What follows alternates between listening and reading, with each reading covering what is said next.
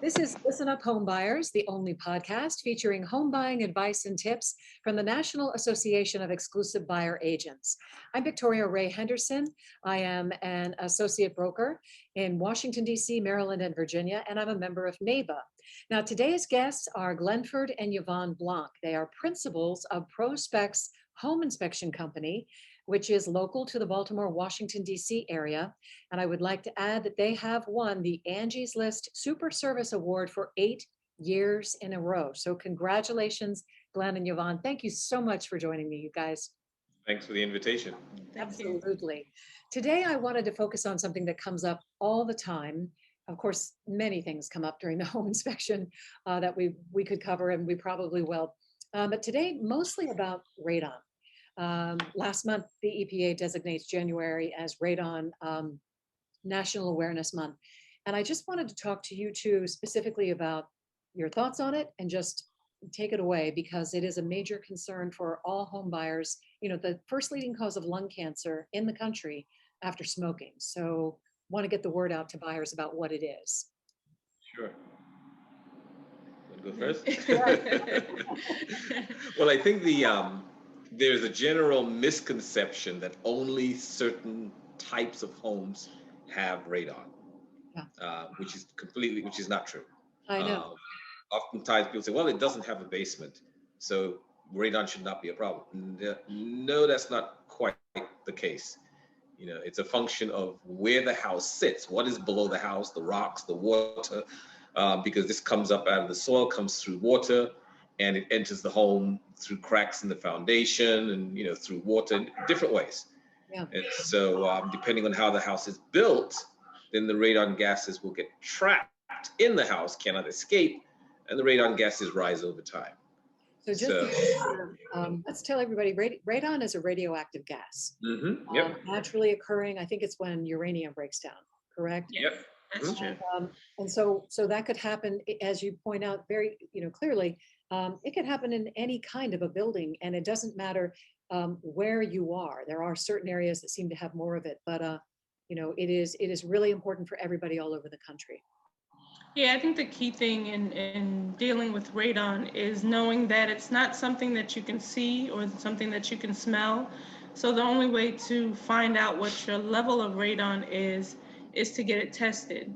And to also know that it exists in all homes, just like we were saying, because it exists in the soil and it also exists in water. So understanding what the level is will allow you to be better able to either fix your home to get the radon out of your home and to be more comfortable living in your home, knowing that you're not breathing in radon each and every day for long periods of time, and that the levels are very high, because it's that length of time and those high levels that equate to the exposure of potentially getting lung cancer. Yeah. And it is the first leading cause of lung cancer in non-smokers in the country. So, Yvonne, can you talk about what you mean by it exists in water? Because that is something that a lot of people may not really quite understand. Yeah, radon, being a gas, it can transfer through water. I'm actually doing a course on that now. But what happens is that radon can get trapped in air bubbles, and being that the bubbles are a gas, with the air inside of it, radon is trapped inside of there. So if it has no way to escape, then it just exists in the home. So there's two different types of tests. You can get a radon and air test, and you can get a radon and water test. Right now, our company just does radon and air testing, but we're looking at ways that we can provide that to potential homeowners by being able to test for radon and water. Yeah. So walk me through how you at Pro-Spex, how you test for radon. What are the steps that happen there? Well, there's different types of testing machines that you can use. Most people are familiar with charcoal testing or charcoal canisters, and those are used. We use a continuous radon monitor. And what happens, the monitor isn't electric, so it has to be plugged in or used a battery operated machine. And it stays in the home for a minimum of 48 hours.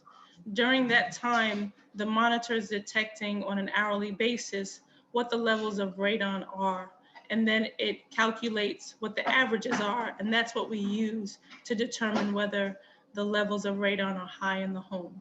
The reason we don't use the charcoal canister is because one, it has to be sent to a lab, and two, you have to maintain the charcoal canisters in a controlled environment from the time that it's put in place, leaves your possession, travels through the mail, gets to the lab, opened up. All of that has to be controlled in order for you to ensure that you have a reliable result at the end of the day. And so fewer and fewer companies use that method. And that's why we use an electronic monitor, which where you don't have those issues. There's no lab involved. It's programmed. We download the results to our computers, and we can tell you what the results are in a matter of hours, as opposed to waiting several days. When I've been with inspectors, these radon measuring devices are about like this big. They go into the lowest part of the house. I know that your people have set up a little sign that says radon testing, you know, which is good. And I know that when you come back and you do the measurements, you're measuring what's called picocuries. Can you talk about what numbers are in the safe ranges and the not safe ranges? Yeah, basically the what we consider safe ranges are anything below 2.0 would be ideal.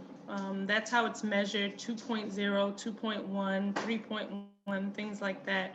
Anything above 4.0 and above, when you're dealing with a real estate transaction or purchasing a home, is the measurement that they use to determine whether you need to go ahead and do what they call abatement, or in other words, fix the home to get rid of the radon and pull it out of the house. Right. And it's important to understand that these are standards that are established by the EPA.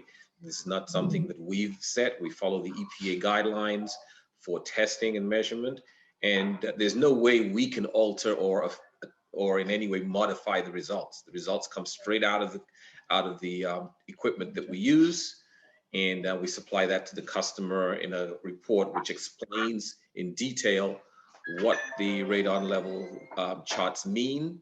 We also have explanations of what radon mitigation systems look like, how they're installed. So we've tried to put together a pretty comprehensive report so that you know what steps you have to take if your readings turn out to be high. Yeah, and that, from my perspective as an exclusive buyer broker, that's when the client freaks out. You know, we were in a house one time and we got a reading back. I literally went 13, no, 13. And they were in full-blown panic because they'd been in the house for half an hour. So yeah, like, my goodness. Yeah, that's a good point. I think it's I think the key thing with radon, unlike some other things, is knowing when you experience high levels of radon. The key thing is that you can do something about it. You know, if you couldn't do anything about it, then that would be one thing. But knowing that you can get rid of radon is key to knowing that, you know, once you do that, you can also get a test afterward to make sure that the system that's installed is working. And then, you know, you have some peace of mind when that's done. So I know you can't give me hard numbers about how much it costs. I know the cost is determined by the style of the home. I know split levels, at least in my personal experience, sometimes that can be more challenging in terms of the radon mitigation. But in general, and I know it's a big in general, what are we looking at in terms of cost? You know, and in terms of cost for the testing of the monitor? Well, the testing and then the mitigation. And then the mitigation. For the testing part, you estimate about 150 to 200 for the testing, give or take. And then for the mitigation, it really depends, because some homes now, depending on the location of the home, sometimes they have a pipe installed, which is half the battle of dealing with the abatement. So the last numbers that we ran, we estimate about $800–900 or more. And it could be, like I said, that those are kind of round numbers, but that's what we're seeing and hearing. Right. On the high side, on the high side, you might see, closer to 2,000 because of the design of the home and what it takes for the contractor to get the system installed. And so Go into that a little bit, because I was in a split level that actually had 5 levels. Hmm. And they had high radon, and the process of mitigation was going to be more expensive because Yep. of the way the house is laid out. So if you wouldn't mind, Yes. because of your architecture background, tell everybody, what is that split level? Why does that affect the cost? Right. Well, let's talk about a traditional home, a traditional colonial. You've got a basement. On top of that, you got your first floor and your second floor. So you have a single basement slab, and what the system is trying to do, it is sucking the air out from under the slab. Which is just a little to explain that a little further. Um, by sucking the air out from under the slab, you are reducing the air pressure. You're creating a vacuum. And air travels from high pressure to low pressure in an effort to balance. I equate it to the wind. Okay, the reason it's windy in your part, in anywhere, is because somewhere else the air pressure is low, so that wind is moving towards the low pressure area to raise the pressure. And so when you lower the air pressure under the house, it means that the air in the house exits the house through whatever cracks there are, keeping the radon level, as opposed to the opposite. If the air pressure under the house is higher, then the air seeps into the house and brings the radon with it. So the vacuum pump tries to suck air out from under the house. Yeah. Okay, so with the colonial, it's pretty simple. One slab, drill a hole, or use a sump pump or whatever, and you insert your system, and then you go up. That's pretty straightforward. With a split level, you typically have 2 slabs. Your lowest slab, and then you have your mid-level slab. And you have to get the air out from under both slabs. So either you have to put in 2 systems, or you have to put in one system with 2 pipes which connect to that one system. So it's much more work that's involved. And more money. And how your house might be finished, don't want it in the middle of your living room, but you want it in an area where it's not visible. You may have to drill through the foundation, then drill through the outside wall, then find a way to disguise it, if you will. So it can be a lot more challenging, which can throw up your cost significantly. Yeah. And that fan that you've mentioned, I'll mention this because it comes up in the conversations with my buyers. It's not a loud fan. No, it's very quiet. It's very quiet, and it's Very quiet. lower than the sound of your exterior compressor on your. Oh yeah. It's very, very, very quiet. Yeah. And then the other thing you got to keep in mind is, because it's electronic, the requirement is there has to be an electrical outlet which you have to plug into. Depending on the dynamics of your home, ideally, that electrical outlet that it's plugged into should be a dedicated outlet, so it cannot accidentally be turned off by a light switch. Right. Okay? Or someone else plugging something in, which means you may have to involve an electrician to run a special circuit, which could add to your cost. Yeah, a couple of $100. Yeah, sometimes the installers will put the fan in the attic. Yeah. Okay, so that way it's out of the way, it's invisible, it's quiet, but now you got to get power up to your attic. So all of those things start to add to the cost. And the final thing I wanted you to touch on is the measuring device that's on the actual radon pipe. It's called a Petri tube. And go ahead and describe to people. So once you've had the radon mitigation system set up, you've got this device that I'm doing this because it looks like a thermometer, and it's kind of so go ahead and tell them what that is and the significance of it. Yeah, it's called a Petri tube. Yeah, it's called a Petri tube. Basically, it's a U-shaped glass tube with a chemical, with a fluid in it that's color code. And basically, all it does, when the fan is running, the air pressure causes an imbalance in the liquid that's in the tube. So the 2 sides of the tube, the liquid will be at different levels. If they're ever equal, it's telling you that your fan is either turned off or your fan is not working. Okay, yeah, that's what. Because the fan is often hidden somewhere up in an attic where you never really see it. So it's a way of telling you whether or not your system is actually running. Yeah. Is there anything else that you think consumers need to know, home buyers need to know about this? I know in Montgomery County, Maryland, and this podcast goes out all over the country and really all over the world, but in Montgomery County, Maryland, the home seller is required to provide the buyer with the results of a radon test. They're not required to do any kind of mitigation, but at least when you're buying a house, whether or not the radon levels are high. Is there anything else you want to add about the radon testing process or anything else that buyers should know? Yeah, I was just talking to a potential client about radon, and one of the things that I emphasized to her is that to be in the know. And basically, I think a lot of people kind of put that aside, and it's really important to know what's going on in your home. I know a lot of people look at things that they can see, you know, your walls, your panels, your utilities, those fun things, but it's those things that you can't see, which you should really be more concerned about, because you should know that those things that you can't see may or may not be causing, you know, some harm to you or your family. So if that's really important to you, then it would be good for you to know what those levels are within the home. Yeah, and I'd just like to stress again, as we said earlier, all homes have radon, period. You know, you can never find a house with zero radon. It just doesn't exist. Okay, so, and as my wife said earlier, there is a solution to this. And so it's not something you need to panic about. Just know that the home has it. The question is, how high are the values, and do I need to install a mitigation system? Right. Once you install the system, it's always good to do what we might call a clearance test. So you do a test after the system is installed. That way you know that the system is doing the job that it's supposed to do. Exactly. But Yeah. Yeah, from my perspective, because I only work for buyers, and because it is incredibly difficult right now for buyers to find a home at a price that they can really, be comfortable with. My challenge is informing, making sure that they're protected, and yet competitive as we try to get a house. So one of the things I say is, if you can afford to do the radon test, later, we recommend that you do it, but that you definitely do it. Or you do it during the home inspection, but you don't make the offer contingent on the results. You just know that down the road, you're going to have to mitigate. right. Because it's crazy out here trying to find people a home. Yeah, it is. Yeah.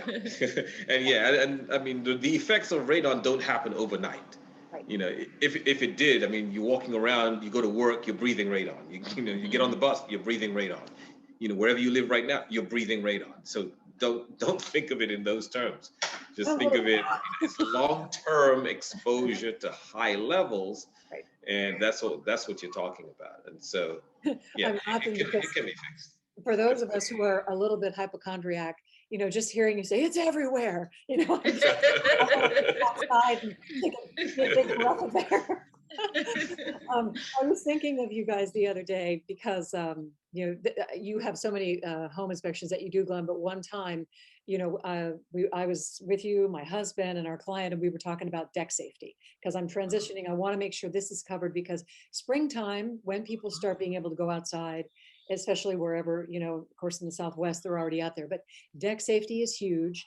And I just want to touch on it, and I think maybe another time we can talk more about it. But Sure. I was in a townhouse, with you. We look at that deck, and it looked like it was freestanding from the back of the house. And I don't think people still to this day understand how important it is to have a safe deck, especially when you're 2 stories up from the ground. Yep. You 10, 15 people on that deck, and you would expect it to hold them. But talk about your experience with that. I know you've written a book about it, and so we don't have that much time. But Yeah, that deck safety can take on another whole discussion. our next But one way to look at it is this, okay? Your deck is exposed to Mother Nature, okay? 24 hours a day, 365 days a year, okay? And it's getting rained on, it's getting snowed on, it's getting beaten up. And it doesn't take much for something to work its way loose, which could cause you a problem down the road. The requirements for decks have changed tremendously over the past 5 to 10 years to make them more sturdy, more independent of the house. Most older decks that were built depend on the house that they're attached to for their support. You're building a deck today, that's no longer the case. They don't want that dependence. And so they've added a lot of brackets and various things. And so things work loose over time. Parts wear out. Bolts corrode. If you have the wrong type of bolts, they corrode. Wood rot sets in. And all of those things could lead to a deck failure. In fact, I think 2 years ago, was it 2 years ago or last year, 2 decks failed in Montgomery County. And there are thousands and thousands of decks that are 20 and 30 years old that are nowhere near today's standards for deck construction. Yeah. So I tell everyone, spring's coming. It's the best time to just have your deck inspected. Better safe than sorry.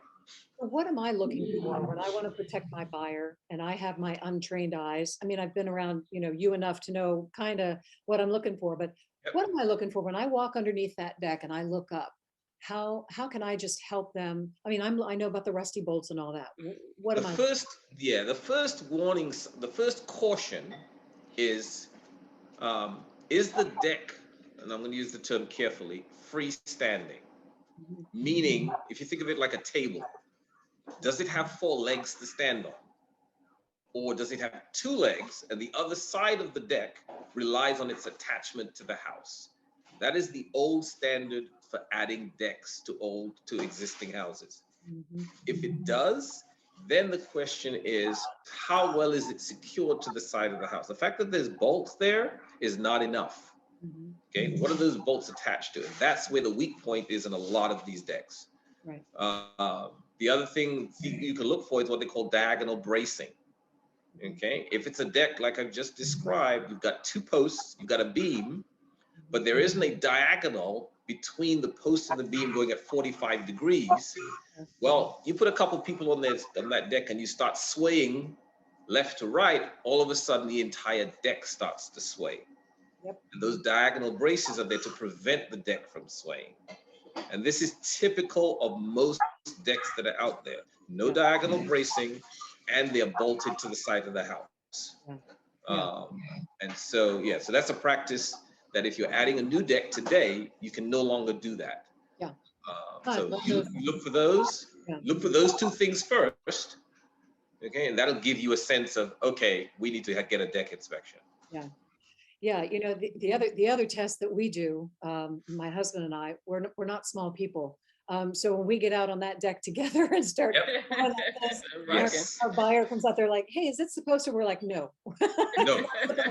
And that's why the diagonal bracing is important. It prevents that from happening, and most decks don't have it. Yeah. So I'm hoping that you can come on, Listen Up Homebuyers in the next couple of months, and we can just focus on deck safety. Sure. And I just wanted to kind of do this as a teaser because it is incredibly important to have a safe deck. I mean, all you have to do is Google, deck fail, and you will see, sadly, some tragic stories. So, so this is just a heads up for everybody that we will have Glenford and Yvonne back on Listen Up Homebuyers to talk about decks. But was there anything you'd like to add before we close out? No, I'm good. I'm good. You guys are good.